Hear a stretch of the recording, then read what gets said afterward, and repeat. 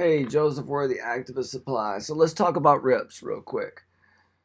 What does a rip do? So the first thing a rip does is there's several settings that you're going to set if you get a rip. You're going to set the printer you have, and so it's going to make a resolution change going over into the printer because it's going to use all the resolution that the printer is capable of.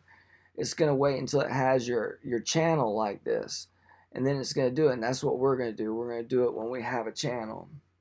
Now, it's also going to tell it how much ink to put down, and we can do the exact same thing. See, people think it talks in a language that the printer doesn't understand. The printer understands percents of C, percents of Y, percents of M, and percents of K. So we're going to look at that in a moment, and I'm going to try not to dilute it too much. It also understands bitmaps, so it's called a raster image processor. So it takes a vector image, takes the spot color information, and it changes it into something just like this. Sends it over to the printer. It tells it where to go completely solid and how much ink to put down that completely solid amount. And it tells it where to put dots. It'll lay out a dot pattern and show it, and it'll still make the dots completely solid to the color that it sets to go to it. So it really just translates it into X and Y coordinates. So let me command 0 to get this bigger, and then I can get some handles to deal with. I didn't get any handles to deal with. Now why would it not give me handles to deal with? Let's go command plus, and now it gives me a little bit of handles down here. So here is your Y coordinates going through, okay? It's coming through the printer. There's how it gets the Y coordinates. And then as it is getting the X coordinates, it's going across with the print head. So here it's going to already have a dot pattern. It's going to go solid, solid, solid, solid, solid. It's going to be laying down 100% ink, 100% ink, steadily next to each other. Then it's going to start stopping and starting and still laying down 100% ink depending on the droplet weight that you put in. And we're going to talk about droplet weight in a moment. So it has nothing to do with you have to have one for density. You can talk to it and tell it the exact same densities, and you can create the bitmap. Okay, whether you create a monochrome bitmap in Corel, and that's just giving it the coordinates that it needs to understand, and then you give it the percentages of color, we built those, and then you give it the density of ink. And so those are the three things that you give it, and I'm not going to try to talk about it too much more. Trust me, it's not telling that printer to do anything that the printer doesn't already understand how to do from reading the data and the information. But they always tell you to go to print from CMYK. Why? Because it understands C, M, Y, and K, and we'll eventually translate those in here. So the first thing I'm going to do to each one of these is I'm going to, even if you're using the entry level, like a 1430, you can get about 1440 pixels or resolution DPI out of it. So might as well. That's why it asks you when you get a rip what printer you're using, because it's going to maximize the resolution. We'll go ahead and click on OK there. And now we got to reduce it down. It's not any bigger. It's the same size. It's just got more information. We'll do it to the black film too real quick, because I don't want to forget anything. I'll probably forget things. I don't do this often as I'm... Anyway, there we go. Say OK. Now we command O this. Since we're over here, we'll do this one first. So the next thing I do is I turn it to a smart object. Once it's a smart object, I click on it. I'm in the smart object now. I go to image, mode, grayscale. I say that's fine. You can throw the color information out. This is, there's no color information anyway. I've already set it up this way. Fine, you can flatten it. Match the output to the input. That's perfectly good. That's what you want to do. You say, okay. For the purpose of this, we're going to do the 45, 22.5. I should have in my simulated process done 55 and 65 for the frequencies, depending on... It just depends on the image. It depends on what dot you could hold. I wanted to show the dots, so I wanted them to be a little bit bigger, so I did a 45. If you're doing process or CMYK process or simulated process, you want 55 to 65. The angle 22.5 is always fine for just if you're just doing one. It's not an overprint. You do have to think about it when you're doing an overprint. Sometimes you want to interlock, or at least do a faux interlock, which would be a 67.5 for one. 22.5 for the other. A true interlock is, as I've mentioned in other videos, the inversion, then the halftone, then the re-inversion of the file. So we're just going to click on OK, and there's our halftone. I showed you what it essentially does. It does 50% color information, 50% background. It locks the file. That's the whole reason why we did it in a smart object. Now we just save this. We go back to our black film. I'm going to reduce that a little bit down the size so I can, well, I probably shouldn't have done that much. Oh well. All right, the magic eraser tool I've mentioned before is a great way to get all the pixels out. If you do it right, the color range selection is fine too. I've got it pretty much all the way pumped up. We're just going to take it and select that. We're going to delete Command D. Oh, actually, I'm sorry, I should have mentioned this. You do have to rasterize first. So it is rasterized. It asked me, did I want to rasterize? You do want to do that. I'm sorry. Forgot that step. You always, after you do the smart object, you do have to rasterize to work with again. So now I have my film. I have my dots. If I wanted to look at it, this is already black, so I wouldn't do anything with it. But I could take it into another file and slap it in, as I've showed you before. Shift, hold down, then left on the click, and it'll center it to other ones, so you can set up a preview. Probably not going to do that today. I just want to talk about the film color real quick. So if you're going to make this a film, this is the part where people think that there's some density issue. Imagine this: if you have all black cartridges and you're on a rip and you put a dot weight of 1 and you want complete coverage, and this would be like a droplet weight of 1. Now you're looking at it, you're going, that's not going to print out black. How could it not if you only have black cartridges? It's doing 100% coverage because there's 25 in each one. Everywhere where there's information, and it's firing from every one. If you have a light cyan, light magenta, it's going to split that up accordingly, okay, and print from each one. If it's solid color like this, it's going to split it.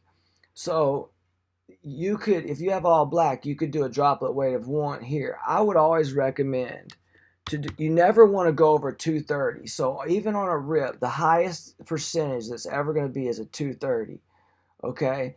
And if you're running all blacks, you might as well make these all equal. Just because it on here isn't black doesn't mean it's not going to come out black at your printer. Of course it is. You only have black coming out. So this is how you act as a rip on the droplet weights, and make it. You want to go as little as you can. You want it to be 100%. If you don't have all black cartridges, you want to just try something like a rich black. If it's dense enough, you even can back off on your next film and see if you even need that kind of coverage. You could just do a 100K and only use blacks, or you could use a little tiny 5% out of each one of these. So to get dense films, you do not have to have a rip. You have to understand how you're giving the color information over. You want at least, if you're using all blacks, you want at least 100% between the 4. Okay, that's going to be a droplet weight of like 1. Most people are printing at like a droplet weight of around 7 to 9, which is about a 50 out of each one of these, about a 50%, and that comes with 200% of color. Now if you want to go crazy and get a 14 droplet weight or whatever, then you go ahead and put in a 50 in the cyan, a 40 in the magenta, a 40 in the yellow, and 100 in the black, and that's a super black. Okay, and that's going to run your cartridges out of all these a little bit faster than this. And that's if you don't have all black cartridges. Actually, if you have all black cartridges, you would want to get to 230 with some equal amount of all of these. And that's what a rip does. So please don't think that you have to have a rip. It speeds it up because you don't have to make separate plates for everything. You don't have to go in and give these color information. So I'm not saying you shouldn't get a rip, but it's just not true that a rip does anything that you can't tell your computer to do. First, you can set up the information. You can map the X and Y coordinates by converting it to some kind of a bitmap. You can give it the halftone information that it needs. You can give it the percents of color that it needs, and then you can give it the information on the droplet weight that it needs. So you absolutely do not have to have a rip to get dense films. Ask anyone I do separations for. I just got a picture from a guy that did separation for. He has all black cartridges, but he doesn't have a rip. And I sent him simulated process color separations. And man, they look good on press. He sent me a Pellin picture earlier. So anyway, this is set up as a rich black, and uh, that would be for a person that doesn't have all black cartridges. Like I said, it doesn't matter to me what color this is.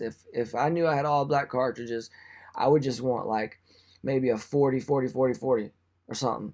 And that's going to be a droplet weight of like a 7 or 8. 50, 50, 50, 50 is like a 9, I think.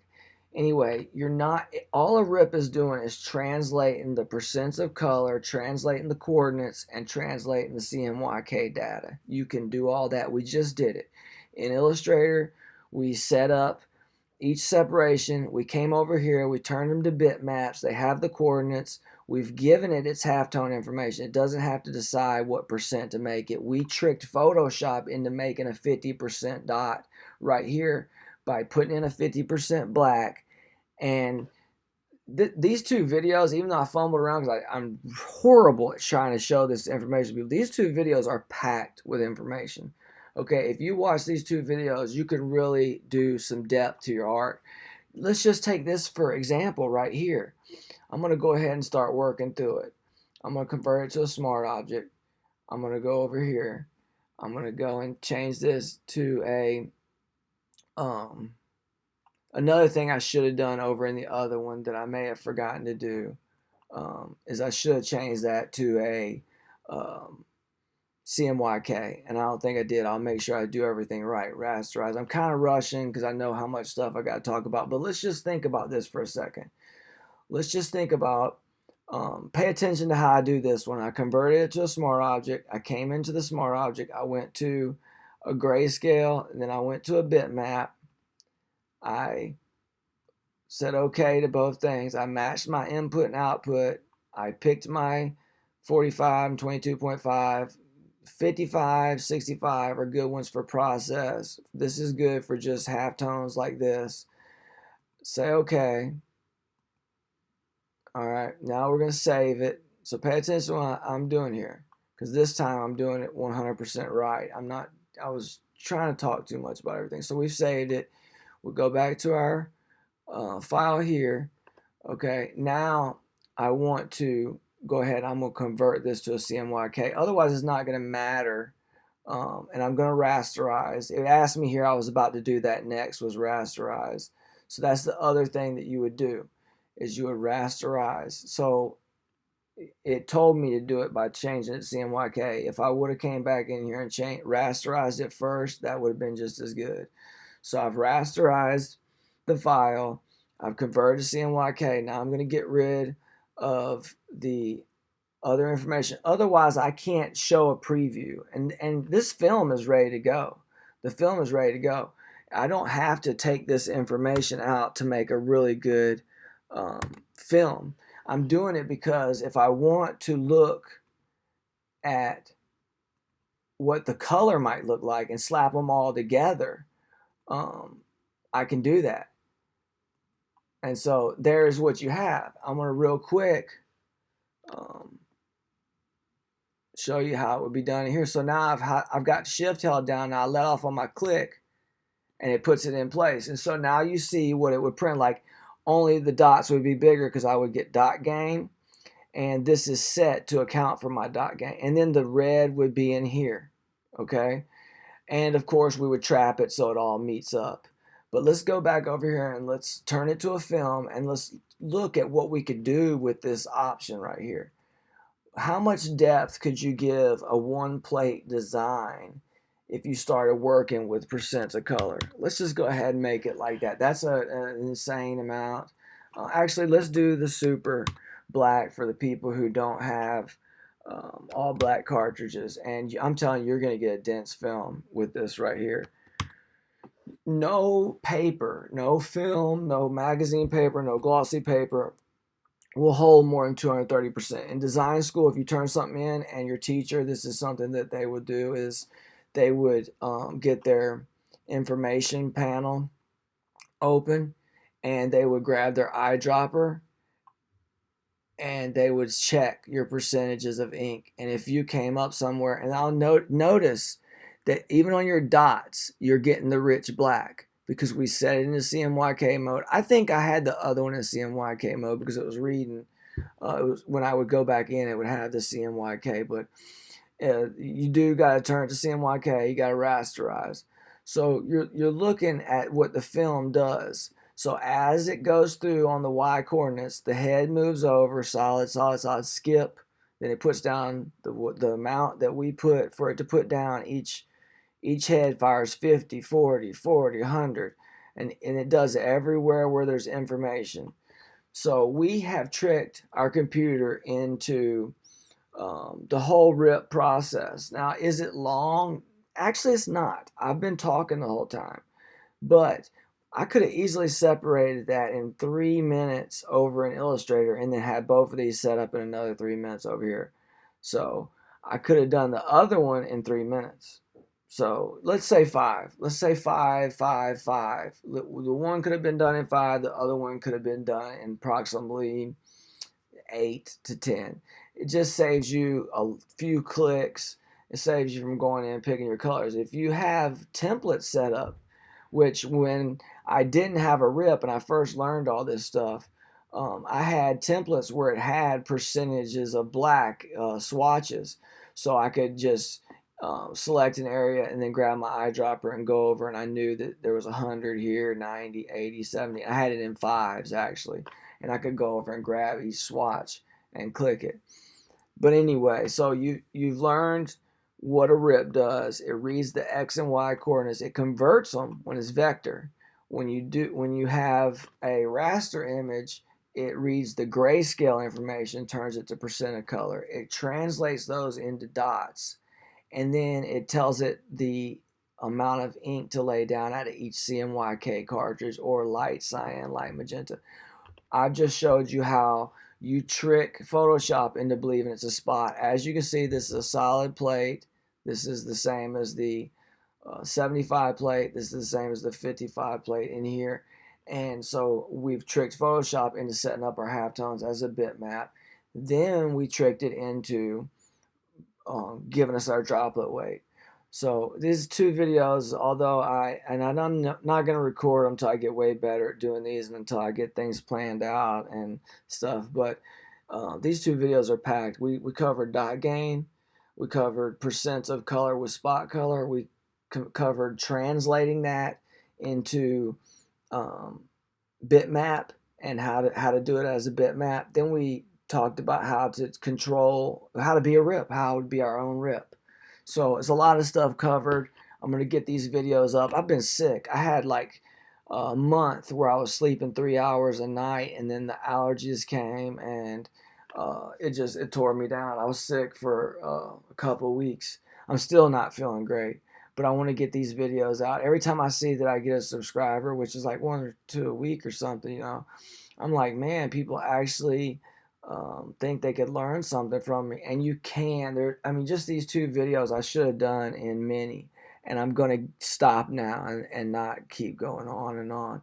I appreciate you watching, because it just motivates me to do more information. We're really going to get into some dynamic designs eventually. So the myth of rips being denser films, that's busted right here. I just want to rehash for 1 second. The myth of it reading and making your dots, we saw how you do that. It's all about the bitmap. It's all about the grayscale. It's all about translating the percentages of the black. It's the same thing. It would convert my first separation that we did in the other video, where we did it down into spot. The first thing that the rip would do is translate it into this black, and then the lighter black, and then the lighter black. Then it would translate it into an X and Y coordinates. And then it would translate the different informations into different dot patterns like this. Then it would tell the ink how much to print, and then this would come out right here. We did it without it, okay? And so I just really like to share that because it is a common misconception about rips. We have an excellent dot here. This is going to be um, phenomenal printing right here on A. And you're seeing it a little jagged. It's going to be as close to perfectly round as you can get coming out of a printer. So Joseph Worthy, Activist Supply, thank you so much for watching. Thanks for subscribing. We're going to learn a lot of stuff on this channel.